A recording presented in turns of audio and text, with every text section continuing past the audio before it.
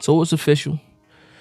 A lot of the news that people talked about yesterday, the fears that people might have had, it's official. Daniel Jones out for the season, torn ACL. And because it's November, even with a speedy recovery, you're not seeing Daniel Jones back until when? The end of next season.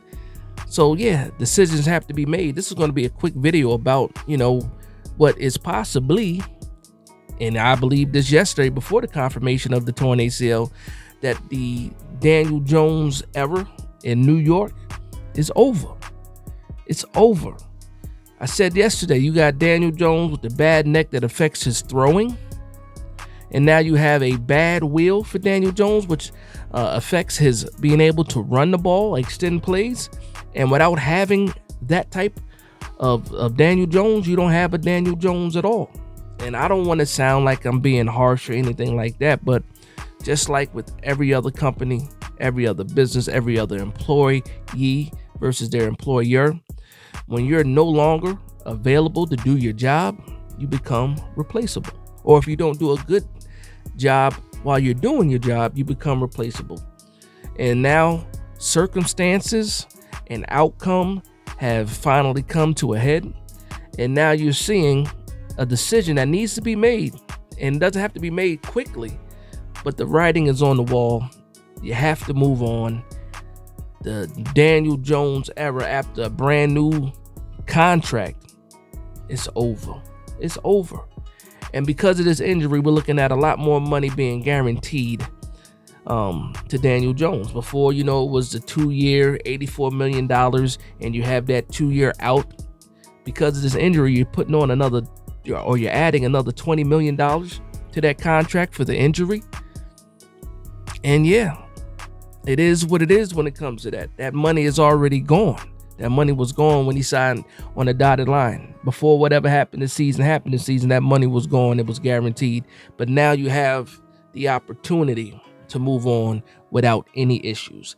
You're not going to get any pushback from the fan base. You're not going to get any pushback from John Mara. You're not going to get any...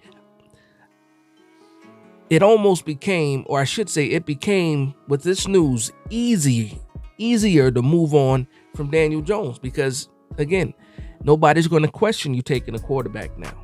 It's the right thing to do. You have to do it. Even if you believe that Daniel Jones will somehow come back and be the savior of the franchise, you cannot let another season go to waste and not pick up a quarterback. Tyrod Taylor does not have a contract outside of this season. You have to draft a quarterback. Now, I do believe with this injury news, do you re-sign Tyrod Taylor as a bridge quarterback, or do you just go ahead and go full on, with a rookie? Now, I think Tyrod Taylor happens to be able to make the squad now, or he gets re-signed probably for a little bit less money, depending on what his agents think, because now the Giants are up against the wall. He can demand whatever he wants to demand, and if the Giants want to keep him, then, that's what it is. That we're going to have to pay that amount of money to Tyrod Taylor to be that bridge. But now you're talking about two quarterbacks with injury histories on a team. Do you just want to cut bait and go find a whole entirely new veteran? That's another question. Do you try to see if you can get a Teddy Bridgewater as the bridge? Do you try to get like maybe a Jacoby Brissett from the Redskins? Do you try to get a Gardner Minshew?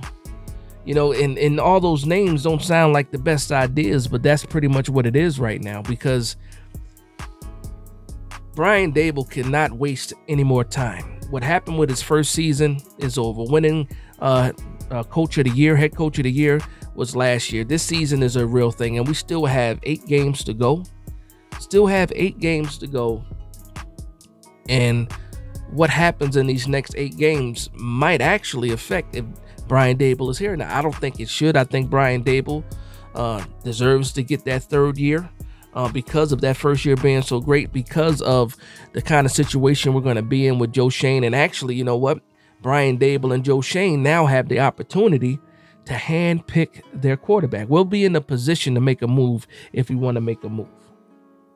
If you believe that if it's Caleb Williams or if it's Drake May, if you believe that these guys are your guys, then they have the ability to make that move. And depending on, again, what happens with Daniel Jones, do you really even care now?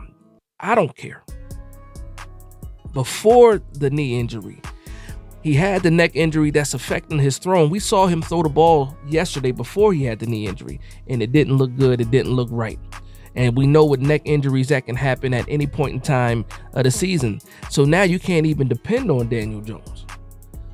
So he wasn't giving you the production that you needed. We thought, or I speak for myself, I thought that we might see a little bit of a tick up or some improvement from last year to build on. But we saw this year, beginning of the season, before he got hurt with the neck injury or the re-injured neck, that it just did not look the same, barring, okay, the offensive line wasn't right and all this, but we saw Tyrod Taylor make the offense look, competitive a little bit. So there's no excuses. There's no excuses. But now, again, back to the main reason for this video. The New York Giants now have the out that they needed. No explanation needed. You don't have to explain it to the Daniel Jones fans. You don't have to explain it to the Daniel Jones non-fans. The quarterback has to be the main priority, main objective going into the 2024 season, going into the 2024 draft. There's no other position that should be considered unless you can't make a move to get those quarterbacks, or Marvin Harrison is there and is just the best talent on the board. Again, I think it's a no-brainer. You have to go quarterback, especially if these guys are within striking range, and especially if you as the GM and the head coach believe that, okay, I handpicked my guy, I can make it work with this type of quarterback. And we see there's a couple quarterbacks in this draft that the New York Giants have a chance to get. And regardless of where these guys are ranked right now, we still have games left in the season.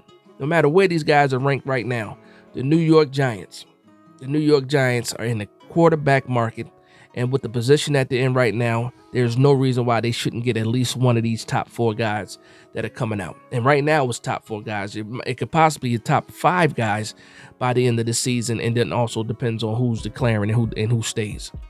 But if it's Drake May, if it's Caleb Williams, if it's Michael Penix, if it's J.J. McCarthy, if it's my man Shedeur Sanders, you have the opportunity to get one of these guys without a doubt in 2024, and you have to make it happen. You have to make it happen.